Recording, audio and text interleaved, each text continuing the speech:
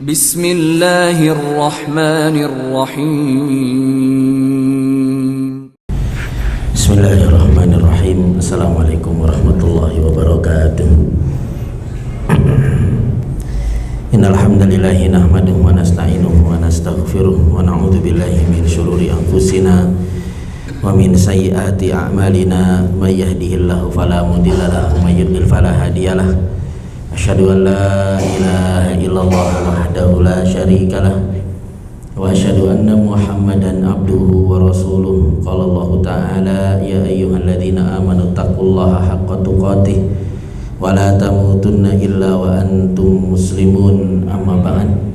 Para jamaah yang dimuliakan oleh Allah, alhamdulillah kita bersyukur kepada Allah Subhanahu wa taala atas segala limpahan nikmat dan karunia yang Allah Subhanahu wa taala berikan kepada kita. Salawat dan salam semoga tercurahkan kepada Nabi kita Muhammad sallallahu alaihi wasallam beserta keluarganya, sahabatnya, tabi'in, tabi'ut tabi'in, dan orang-orang yang senantiasa mengikuti risalahnya hingga akhir zaman. Para jamaah yang dimuliakan oleh Allah, siang hari ini insyaallah kita akan melanjutkan pembahasan kita dari Sirah An-Nabawiyah. Kita masuk ke pembahasan kisah turunnya wahyu. Sebelum wahyu turun kepada Nabi SAW, orang-orang itu sudah menyadari bahwa Nabi terakhir itu akan turun. Orang-orang Nasrani, orang-orang Yahudi, mereka tahu bahwa tidak lama lagi akan turun seorang Nabi. Orang-orang Nasrani dikabarkan oleh nabinya, yaitu Nabi Isa alaihi salam, sebagaimana yang Allah Subhanahu wa taala abadikan di dalam Al-Qur'an surat As-Saff, wa mubasysyiran bi rasulin ya'ti min ba'di ismuhu Ahmad. Nabi Isa memberikan kabar gembira bahwa akan datang seorang rasul setelahnya yang bernama Ahmad. Begitu juga dengan orang-orang Yahudi, mereka mengetahui akan datang seorang nabi itu dalam kitab suci mereka, yaitu Taurat.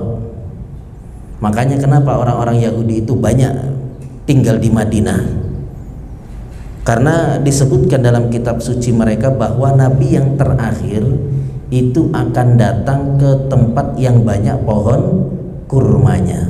Makanya mereka tinggal di Madinah, yang ketika nanti Nabi SAW datang, Nabi SAW buat perjanjian dengan mereka yang dikenal dengan Piagam Madinah. Tapi kemudian satu persatu orang-orang Yahudi itu melanggar perjanjian, sehingga mereka diusir oleh Nabi SAW. Jadi mereka banyak tinggal di Madinah karena dalam kitab suci mereka disebutkan bahwa Nabi yang terakhir akan datang di tempat yang banyak pohon kurmanya. Tapi jamaah yang dimuliakan oleh Allah, apa itu wahyu? Wahyu itu apa wahyu? Ada yang namanya wahyu nggak? Apa artinya wahyu? Wahyu itu secara bahasa adalah pemberitahuan secara rahasia dan cepat. Pemberitahuan secara rahasia dan cepat. Makanya kita kadang-kala ketika ujian gak bisa jawab, disuruh kumpul, jawaban kita apa? Sebentar Pak Guru, lagi nunggu apa? Wahyu. Ya, lagi nunggu wahyu.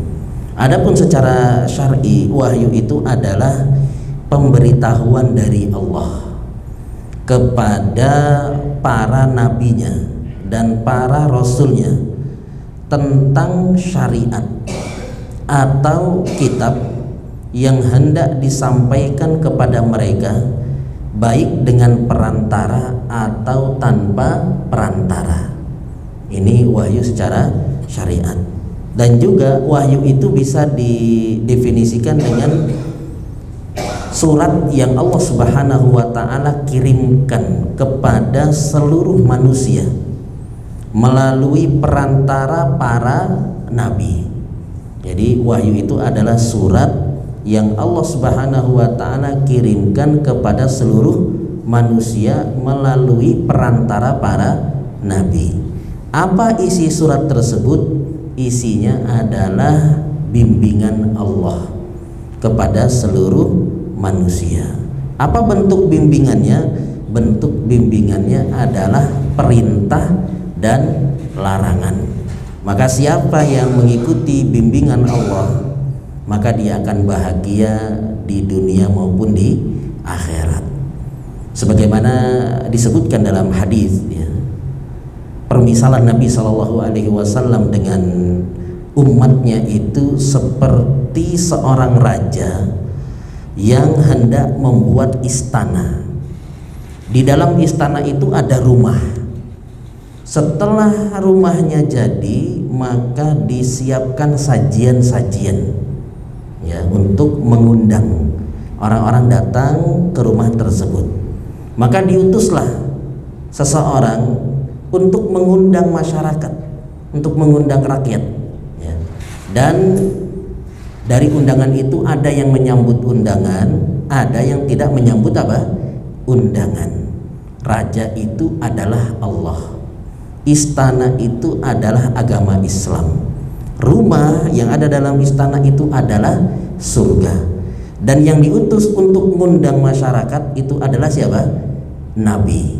Maka siapa yang menyambut undangan Nabi SAW, maka berarti dia telah masuk ke dalam istana, yaitu masuk Islam. Kalau masuk Islam, maka dia akan masuk surga. Inilah pengertian daripada wahyu. Siapa yang menyambut wahyu yang Allah Subhanahu wa taala turunkan kepada para nabinya, terkhusus Nabi kita sallallahu alaihi wasallam, maka dia akan bahagia dimasukkan ke dalam surga. Allah berfirman, "Famanittaba'a hudaya fala yadillu wa la yashqa." Siapa yang mengikuti petunjukku, maka dia tidak akan tersesat dan juga tidak akan sengsara. Tapi jemaah yang dimuliakan oleh Allah,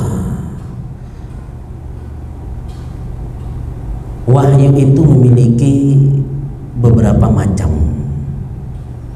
terkhusus ketika turun kepada Nabi SAW.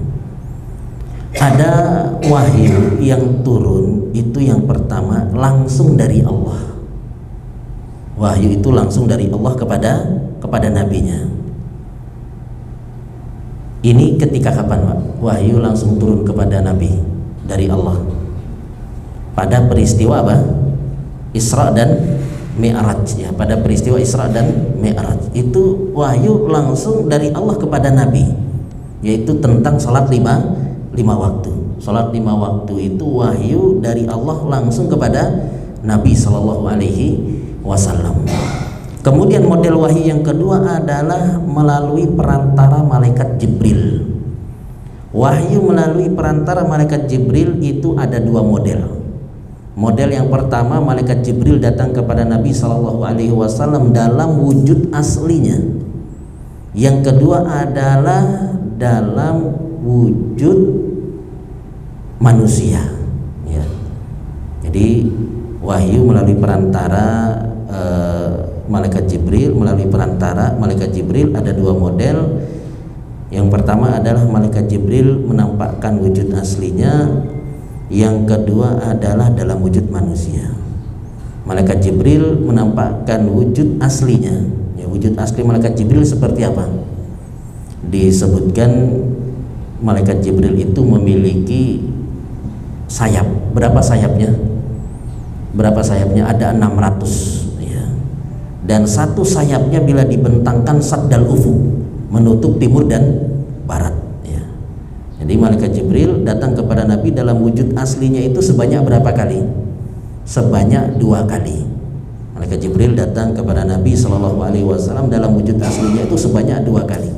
Yang pertama adalah ketika wahyu pertama terhenti, ya. Malaikat Jibril datang kepada Nabi dalam wujud aslinya. Kemudian yang kedua adalah dalam peristiwa Isra dan Mi'raj. Kemudian yang kedua, malaikat Jibril datang dalam wujud manusia. Ini juga ada 2 model. Model yang pertama adalah dalam wujud manusia yang dikenal.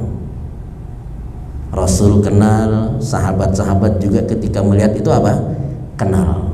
Nah, biasanya malaikat Jibril ketika berubah wujud menjadi manusia yang dikenal itu seperti sahabat siapa? Berubah wujud seperti sahabat yang bernama Dihya Al-Kalbi, seorang sahabat yang rupawan, yang ganteng, ya. Nah, malaikat Jibril kalau berubah wujud menjadi manusia yang dikenal itu biasanya seringnya menjadi sahabat yang bernama Dihya Al-Kalbi. Yang kedua, model yang kedua, dalam wujud manusia yang tidak dikenal, manusia asing. Sahabat-sahabat gak tahu ini siapa orang yang datang. Ini seperti contohnya apa ini? Yang disebutkan dalam hadis Arba'in nomor 2. Pernah lihat hadis Arba'in ya? Ya, bukunya kecil, itu hadis nomor urut 2 dikenal dengan hadis Jibril. Yaitu malaikat Jibril datang kepada Nabi SAW dalam wujud manusia asing yang tidak dikenal. Sebagaimana perawi daripada hadis ini yaitu Umar ibn Khattab radhiyallahu anhu bercerita, "Bainama nahnu julusun inda Rasulillah sallallahu alaihi wasallam zata yaumin." Ketika kami sedang duduk-duduk bersama Nabi sallallahu alaihi wasallam di suatu hari, id tala'a alaina rajulun syadidu bayadis thiyabi syadidu sawadis sya'ri. Tiba-tiba muncul kepada kami seorang yang rambutnya itu sangat hitam, bajunya itu sangat putih, la yura alaihi atharus safar, sama sekali tidak terlihat orang ini baru saja mengadakan apa? Perjalanan. Wala ya'rifuhu minna ahad, tapi kita semua tidak ada yang kenal. Jadi orang ini datang dalam kondisi rambutnya hitam, bajunya apa? Putih. Kalau orang habis dari safar, ya orang jauh datang, biasanya apa? Rambutnya kumel, berdebu, bajunya kotor, ya. Tapi ini orang tidak menunjukkan habis safar, tapi kita semua tidak ada yang kenal, ya. Kemudian datang mendekat kepada Nabi Sallallahu Alaihi Wasallam, bertanya kepada Nabi, akhbirni anil Islam, kabarkan kepadaku tentang Islam. Kemudian diajarkan kepada Nabi. Kemudian setelah dia bertanya beberapa pertanyaan kepada Nabi Sallallahu Alaihi Wasallam, maka kemudian orang ini pun apa? Pergi. Ketika orang ini pergi, Nabi Sallallahu Alaihi Wasallam bertanya kepada Umar, ya Umar, atadri manis sa'il? Wahai Umar, tahukah engkau tadi siapa yang bertanya itu? Maka Umar mengatakan, Allah wa rasuluhu a'lam, Allah dan Rasulnya yang lebih mengetahui. Kemudian Nabi Sallallahu Alaihi Wasallam mengatakan, innahu Jibril atakum yu'allimakum dinakum. Itu adalah Jibril yang datang kepada kalian untuk mengajarkan agama kepada kalian, ya. Jadi ini model yang kedua, ya. Malaikat Jibril datang kepada Nabi Sallallahu Alaihi Wasallam dalam wujud manusia asing yang tidak dikenal. Kemudian jamaah yang dimuliakan oleh Allah, model wahyu yang ketiga, ya, macam wahyu yang ketiga adalah malaikat Jibril mendatangi Nabi Sallallahu Alaihi Wasallam namun tidak terlihat. Kalau yang kedua tadi apa?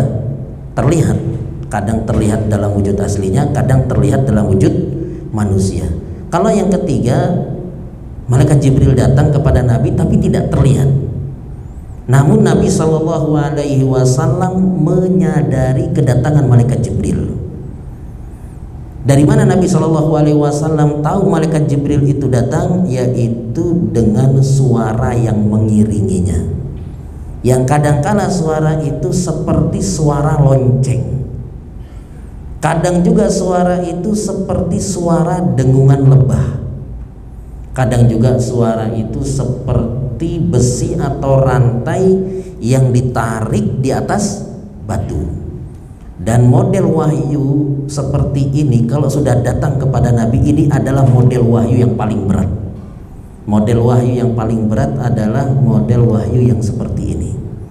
Sehingga kalau model wahyu seperti ini datang kepada Nabi, wajah Nabi berubah.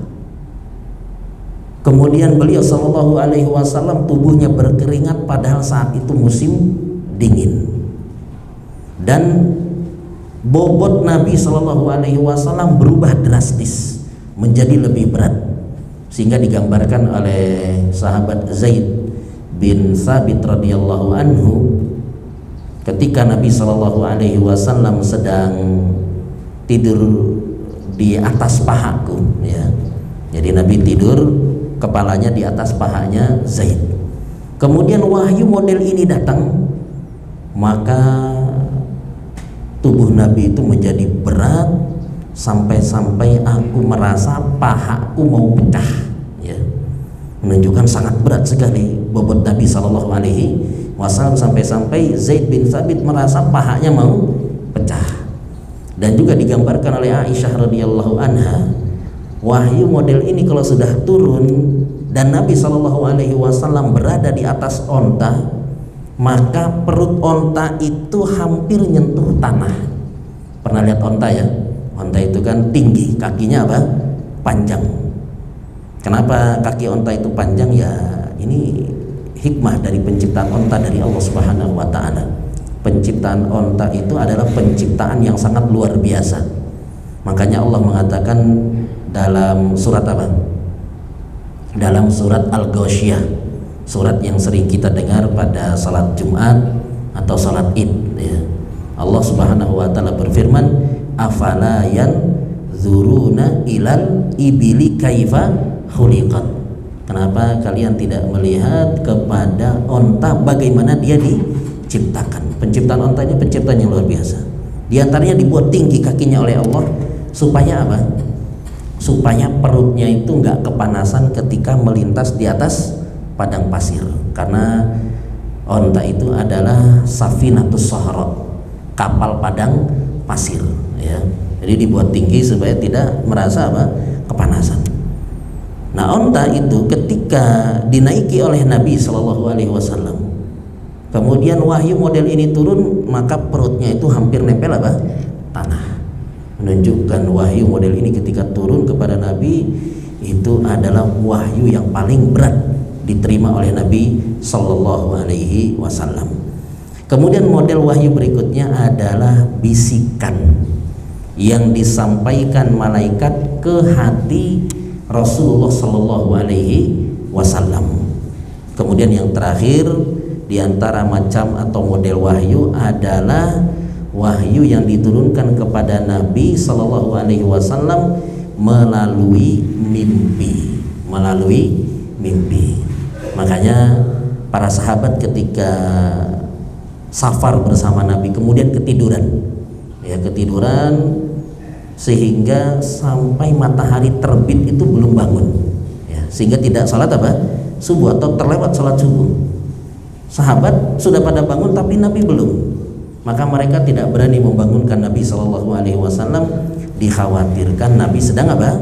Bermimpi, dan mimpi Nabi itu adalah wahyu. Sebagaimana Nabi Ibrahim juga bermimpi menyembelih anaknya sendiri, dan itu ternyata adalah wahyu, ya, perintah Allah Subhanahu wa Ta'ala kepada Nabi Ibrahim untuk apa? Menyembelih anaknya sendiri, yaitu Nabi Ismail alaihi wassalam.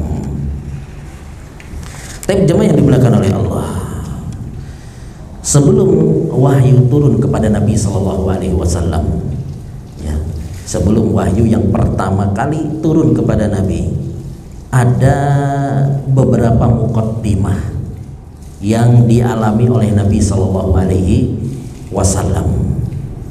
Di antara muqaddimah yang dialami oleh Nabi sebelum wahyu turun adalah ar-ru'ya as-sadiqah. Nabi suka bermimpi dengan mimpi yang sangat terang, yang sangat jelas, ya. Kita kan kalau tidur terus mimpi kita samar-samar atau jelas, Pak? Seringnya samar-samar. Saya ketemu fulan itu siapa ya? Kita nggak kenal dengan orang yang kita temui dalam mimpi kita. Tapi Nabi SAW itu sebelum turun wahyu dibuat oleh Allah sering mimpi selama kurang lebih 6 bulan. dengan mimpi yang terang benderang. Kemudian mukaddimah yang kedua adalah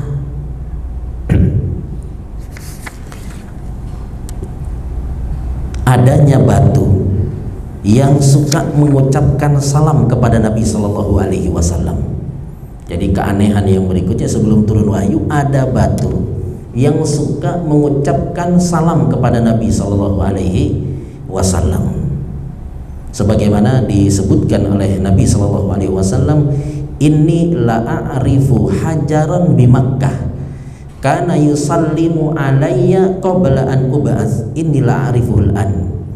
Sesungguhnya aku mengetahui ada sebuah batu di Mekah yang suka mengucapkan salam kepadaku sebelum aku diutus, dan aku tahu di mana batu itu berada sampai sekarang, kata Nabi Shallallahu Alaihi Wasallam. Kemudian di antara mukaddimah yang dialami Nabi sebelum turunnya wahyu adalah Nabi Shallallahu Alaihi Wasallam suka mendengar suara-suara dan juga suka melihat cahaya. Ya. Jangan sampai kita ikut-ikutan ya, kita suka melihat yang aneh-aneh atau ngelihat dengar suara kayaknya sebentar lagi saya mau diutus menjadi nabi. Ya, jangan ya. Apalagi di pinggir pantai sunyi, suka dengar suara-suara, panggilan-panggilan dari tengah laut nih. Kayaknya bentar lagi saya mau diutus menjadi nabi. Ya. Ini khusus untuk Nabi kita Shallallahu Alaihi Wasallam. Sebelum diutus, beliau sering dengar suara-suara. Sebagaimana beliau mengatakan, bercerita kepada istrinya Khadijah, inni ara dau'an wa asma'u sautan wa inni akhsha ayyakuna bijanan. Aku melihat cahaya, mendengar suara, dan aku khawatir aku menjadi gila. Kemudian di antara mukaddimah yang dialami oleh Nabi sebelum beliau diturunkan wahyu kepadanya adalah beliau suka berkhalwat di Gua Hira, suka menyendiri di gua Hira. Jadi beliau Shallallahu Alaihi Wasallam ya meninggalkan kaumnya ya, yang sudah sangat rusak, pergi ke gua Hira, berkhalwat ya, bertafakkur, memikirkan siapa sebenarnya yang menciptakan alam ini. Karena masyarakat Mekah ketika itu mereka sadar bahwasanya yang menciptakan mereka, yang menciptakan bumi, langit itu siapa? Allah Subhanahu wa Ta'ala. Jadi Nabi memikirkan bagaimana Allah Subhanahu wa Ta'ala ketika beliau berada di gua Hira. Jadi beliau bolak-balik ke gua Hira, bawa bekal dari rumah, kemudian berkhalwat di gua Hira. Nanti kalau sudah habis, balik lagi pulang menemui istrinya Khadijah radhiyallahu anha.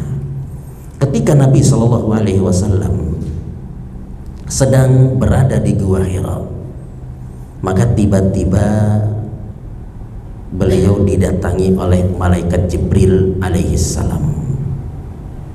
Kemudian malaikat Jibril mengatakan kepada Nabi, Iqra, bacalah.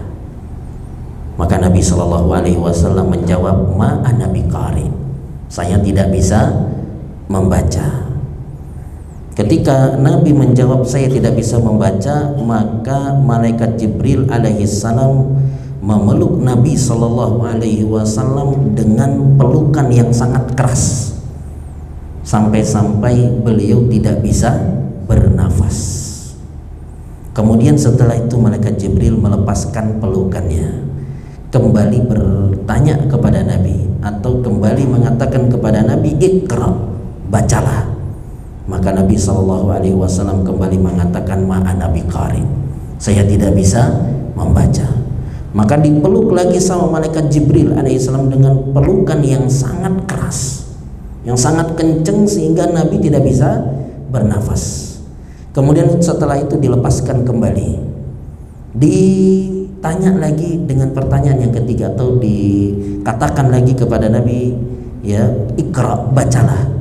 Maka Nabi Shallallahu Alaihi Wasallam kembali mengatakan, ma ana biqari, saya tidak bisa membaca. Maka dipeluk lagi sama malaikat Jibril dengan pelukan yang sangat keras, sampai beliau hampir tidak bisa bernafas. Setelah itu dilepaskan kembali oleh malaikat Jibril. Kemudian malaikat Jibril berkata, Iqra bismi rabbikal ladzi khalaq, khalaqal insana min 'alaq, Iqra wa rabbukal akram, alladzi 'allama bil qalam, 'allamal insana ma lam ya'lam. Kemudian Nabi SAW langsung pulang keluar dari goa. Ya, jadi gua Hira itu dia berada di atas apa? Gunung. Nama gunungnya apa? Nama gunungnya adalah Gunung An-Nur, Jabalun Nur, tinggi. Ya. Begitu habis turun kepada beliau wahyu yang pertama ini, beliau langsung pulang dalam kondisi tubuh beliau bergetar hebat. Ya. Kemudian sampai di rumah ketemu sama istrinya Khadijah, maka Nabi SAW berkata, Zammiluni, zammiluni, selimuti aku, selimuti aku. Fazammilu, Khadijah langsung menyelimuti Nabi SAW. Hebatnya Khadijah, ya, tidak banyak tanya sama suaminya ketika suaminya tubuhnya bergetar, ketakutan, ya. Kemudian minta selimuti, langsung diselimuti. Kalau istri kita gitu nggak, Pak? Kita banyak pikiran, ya.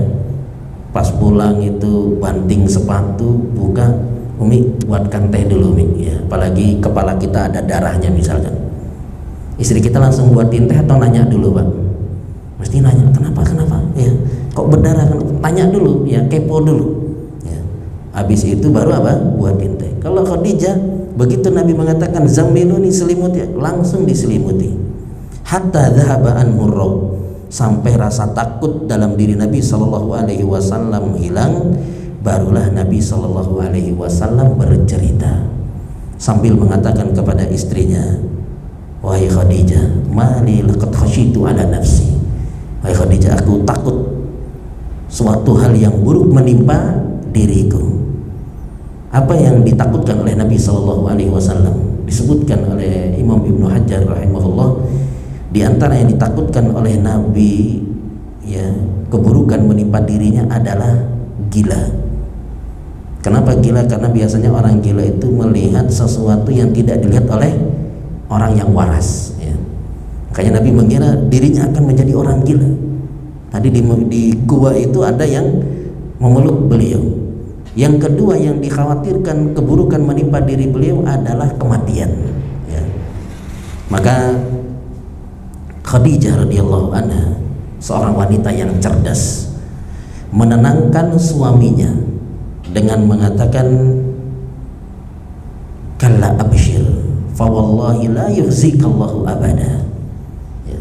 Kata Khadijah, sekali-kali tidak, bergembiralah engkau wahai suamiku, sesungguhnya Allah Subhanahu wa ta'ala tidak akan menghinakan engkau selama-lamanya.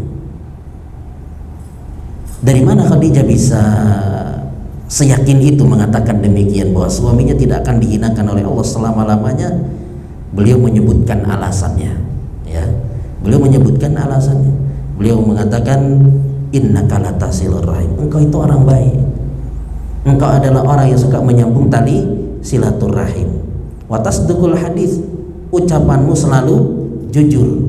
Watahmilul kalla, wataksibul ma'dum, engkau adalah orang yang suka membantu orang-orang yang kesusahan, ya. Watuqrid daif, engkau adalah orang yang suka memuliakan tamu. Watu'inu ala nawaibil haq, dan engkau adalah orang yang suka membantu orang-orang yang terkena musibah. Ya, ini cerdasnya Khadijah. Dari mana Khadijah bisa tahu kalau orang baik itu tidak akan dihinakan oleh Allah? Dari wahyu atau bukan, Pak? Ya, bukan dari wahyu. Karena wahyu baru saja apa? Turun kepada Rasul sallallahu alaihi wasallam. Khadijah tahu orang baik tidak akan dihinakan oleh Allah adalah dari istiqra, dari penelitian, dari melihat keadaan sekitar, bahwa orang-orang baik itu tidak pernah dihinakan oleh Allah Subhanahu wa ta'ala.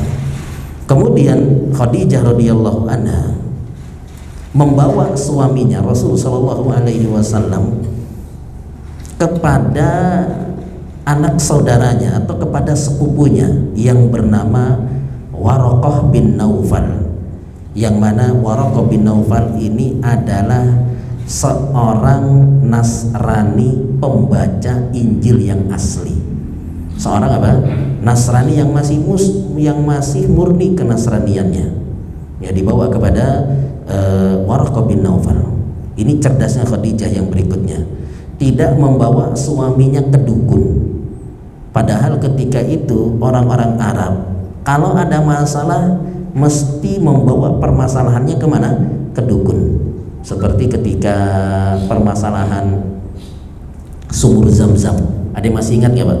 Ketika yang menemukan sumur Zam-Zam itu adalah Abdul Muttalib, ya. Orang-orang Quraisy ngaku-ngaku ini milik kita bersama. Kata Abdul Muttalib, enggak, ini milik saya sendiri. Akhirnya mereka minta permasalahan ini dihukumi di hadapan siapa? Dukun. Jadi orang-orang dahulu mereka kalau ada masalah suka datang ke dukun, karena dukun di zaman dahulu bila meramal seringnya benar, karena ketika itu syaitan yang mencuri berita dari langit itu seringnya apa? Berhasil, ya. Tapi Khadijah tidak membawa suaminya ke dukun, membawa suaminya ke Waraqah bin Naufal, seorang Nasrani yang masih murni pemahamannya. Kemudian kata Khadijah radhiyallahu anha kepada Waraqah bin Naufal, ya bena ammi isma min ibni akhik, wahai anak saudaraku, dengarlah dari anak saudaramu. Kemudian Waraqah mengatakan, ya bena akhi madza tara, wahai anak saudaraku, apa yang engkau lihat? Maka Nabi SAW menceritakan kejadiannya di gua Hira. Maka Waraqah bin Naufal mengatakan, hadzan namus alladzi anzala ala Musa, laitani fiha jazaan, laitani akunu hayyan hina yukhrijuka qaumuk. Ini adalah namus, yaitu malaikat Jibril yang juga turun kepada Nabi Musa. Andaikan aku masih muda, andaikan aku masih hidup ketika kaummu mengusirmu. Jadi Waraqah ini sudah tua, ya, dan juga matanya sudah buta. Makanya dia mengatakan, andaikan aku masih hidup ketika kaummu mengusirmu. Maka Nabi SAW keheranan, awamukhrijiyahum, apakah kaumku akan mengusirku? Karena kaumnya itu kan pada saat itu masih apa? Sayang sama Nabi. Mereka cinta sama Nabi karena Nabi adalah orang baik, orang yang jujur, dan orang yang amanah.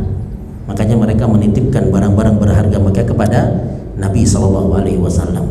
Maka ketika Waraqah mengatakan kamu akan diusir, ya, maka Nabi kaget, awamukhrijiyahum, apakah orang-orang akan mengusirku? Maka Waraqah mengatakan, iya, lam ya'ti rajulun bima ji'ta bi illa udhi, tidaklah seorang yang sepertimu ini yang didatangi oleh malaikat Jibril kecuali dia akan disakiti. Wa in yudrikni yaumuka hayyan ansuruka nasran muazzara, seandainya aku bertemu dengan hari, ya, artinya ketika hari di mana engkau disakiti, diusir, ya, aku masih hidup, maka aku akan menolong engkau dengan sekuat tenagaku. Namun ketika Nabi SAW disakiti, diusir, ya, dari Mekah, Waraqah bin Naufal sudah meninggal dunia. Dari sini para ulama mengatakan bahwasanya yang pertama kali masuk Islam dari kalangan laki-laki itu adalah Waraqah bin Naufal. Jadi sebenarnya siapa yang pertama kali masuk Islam? Waraqah atau Abu Bakar? Kan banyak juga yang mengatakan yang pertama kali masuk Islam adalah siapa? Abu Bakar. Jadi masuk Islam pertama kali dari kalangan laki-laki Waraqah atau Abu Bakar? Ya. Dirinci, kalau sebelum dakwah yang pertama kali masuk Islam Waraqah. Kalau setelah dakwah yang pertama kali masuk Islam adalah Abu Bakar As-Siddiq radhiyallahu anhu. Jadi Waraqah ini dinyatakan masuk ke dalam Islam. Karena itu dalam riwayat Nabi SAW mengatakan la tasubbu Waraqatan, jangan kalian mencaci maki Waraqah, fa innalahu jannah au jannatain, karena sesungguhnya Waraqah memiliki satu atau dua surga. Tapi jemaah yang dimuliakan oleh Allah, apa pelajaran yang bisa kita ambil dari kisah turunnya wahyu? Yang pertama adalah bahwa Gua Hira bukan tempat ibadah dan bukan tempat yang diberkahi.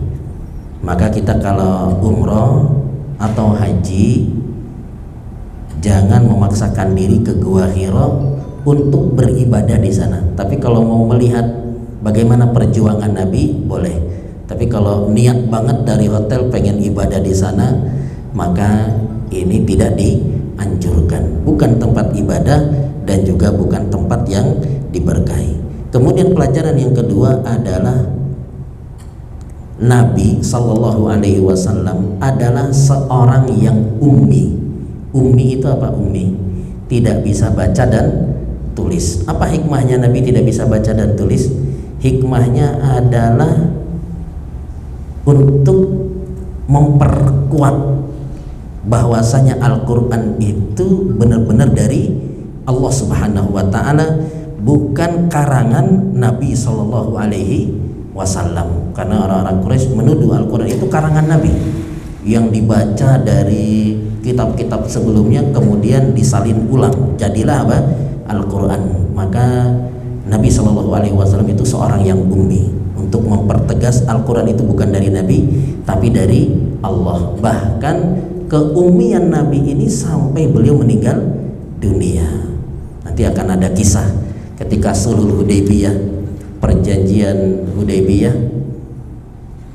antara Nabi dengan orang-orang Quraisy, ya. Ketika Ali menulis Bismillahirrahmanirrahim, maka orang Quraisy mengatakan jangan tulis Bismillahirrahmanirrahim, tulis Bismika Allahumma. Kemudian Ali tulis Min Muhammad Rasulillah. Maka kata utusan Quraisy itu jangan tulis Muhammad Rasulillah. Kalau memang dia benar Rasulullah, utusan Allah, kita akan imani dia. Karena orang-orang Quraisy belum mengimani apa? Muhammad sebagai utusan Allah. Tapi tulis Muhammad bin Abdillah. Ketika orang Quraisy minta supaya ditulis Muhammad bin Abdillah, jangan ditulis Muhammad Rasulullah, Ali nggak mau menghapus. Ali nggak mau menghapus. Kata Nabi, hapus wahai Ali. Nggak mau Ali. Maka kemudian kata Nabi SAW, tunjukkan di mana nama itu. Ya, Nabi nggak bisa baca, tunjukkan mana, biar saya yang hapus. Maka kemudian ketika ditunjukkan, dihapus oleh Nabi SAW. Jadi Nabi adalah seorang yang ummi, dan keummiannya itu sampai beliau meninggal dunia. Kemudian pelajaran yang berikutnya adalah bolehnya kita memuji orang untuk tujuan memberi motivasi. Asalnya memuji orang di depan mukanya itu nggak boleh. Misalkan kita ngeliat ada orang yang luar biasa, kita takjub sama dia. Mungkin kita takjub dengan sholatnya, kita muji dia, Masya Allah, ana lihat antum tadi dari jauh, sholat antum khusyuk banget, ya, misalkan. Ya, atau kita mengatakan antum ini Masya Allah rajin sekali, selalu shaf yang pertama kalau sholat, ya. Dan bacaan Quran antum bagus sekali. Kita nggak boleh muji orang langsung di depan apa? Mukanya. Karena Nabi SAW mengatakan, idza ra'aitumul maddahin fahsyu wujuhahumut turab. Kalau ada orang yang muji-muji engkau, lempar mukanya dengan apa? Tanah. Jadi kalau ada orang puji-puji kita, langsung ambil tanah. Ya, kalau dia paham langsung berhenti dia. Tapi kalau nggak paham, ngapain kau ngambil tanah? Ya. Tapi disebutkan para ulama berselisih, ada yang mengatakan lempar mukanya dengan tanah itu benar-benar dilempar mukanya dengan apa? Tanah. Tapi tapi ada yang mengatakan lempar tanah itu di samping badannya untuk mengingatkan dia bahwasanya saya bukan siapa-siapa, saya seperti Anda yang tercipta juga dengan apa? Tanah. Jadi nggak boleh kita memuji orang langsung di depan mukanya. Tapi kalau ada hal yang mengharuskan kita memuji dia untuk memberikan motivasi kepada dia, maka boleh. Seperti misalkan kita punya teman yang sudah mulai malas-malasan ibadah, kita puji dia. Antum dulu itu Masya Allah, anak takjub sekali sama antum. Antum kalau sholat itu suka saf yang pertama, kalau sholat anak lihat dari jauh itu khusyuk sekali. Nah ini boleh ya. Tapi kalau untuk langsung muji maka tidak boleh. Ini kita ambil pelajarannya dari Khadijah radhiyallahu anha yang memuji Nabi SAW untuk memotivasi. Ketika Nabi SAW merasa dirinya mau mati, mau jadi orang gila, maka Khadijah radhiyallahu anha memuji Nabi SAW dengan mengatakan, demi Allah, Allah tidak akan menghinakan engkau orang baik, engkau suka nyambung tali silaturahim, suka bantu orang, senantiasa berkata jujur ya. Jadi memuji untuk tujuan memberi motivasi, maka itu hukumnya boleh. Seperti kita puji anak kita supaya dia semakin semangat dalam belajar ya, kita puji-puji dia, Masya Allah, Abi lihat kamu ini Masya Allah pintar ya, untuk membuat dia semakin semangat dalam belajar. Kemudian pelajaran yang berikutnya adalah disukai khalwat, berdua-duaan dengan Allah, namun bukan di Gua Hira. Khalwat di dalam agama kita ini sudah dirubah ya. Kalau tadi Nabi berkhalwat di Gua Hira sebelum datang Islam, kemudian dalam Islam ini sudah dirubah khalwat berdua-duaan dengan Allah itu dengan kita sholat tahajud, kita qiyamul lail. Makanya qiyamul lail, sholat tahajud itu bagusnya kita sendirian, tidak ngajak istri kita. Setelah kita sudah sholat selesai, baru kita bangunkan istri kita untuk dia sholat malam juga. Tapi bukan dari awal kita bangunkan untuk sholat tahajud berjamaah, tapi kita laksanakan sendirian supaya kita dapat ya istilah khalwat itu berdua-duaan dengan Allah Subhanahu wa taala. Dan disebutkan oleh Imam Ibnu Rajab, siapa yang terbiasa berdua-duaan dengan Allah di dunia, maka dia akan mendapatkan keringanan nanti di alam kubur. Di alam kubur kita di tempat yang gelap, tempat yang sempit. Kalau kita punya kebiasaan khalwat ketika di dunia yaitu sholat tahajud, qiyamul lail, maka kondisi kita di alam kubur itu akan menjadi lebih ringan. Kemudian yang terakhir, jemaah yang dimuliakan oleh Allah, kenapa wahyu turun kepada Nabi itu sangat berat sekali, dipeluk sama malaikat Jibril, atau tadi berat Nabi menjadi drastis ya. Kenapa wahyu turun kepada Nabi itu berat? Allah Ta'ala alam ya. Disebutkan oleh para ulama, yang pertama, wahyu turun kepada Nabi dengan berat, yaitu dipeluk Nabi sampai Nabi tidak bisa bernafas. Itu untuk menyadarkan Nabi SAW bahwa kondisi ini itu hakiki, bukan lagi mimpi. Karena Nabi sebelum turun wahyu suka apa? Mimpi dengan mimpi yang terang benderang.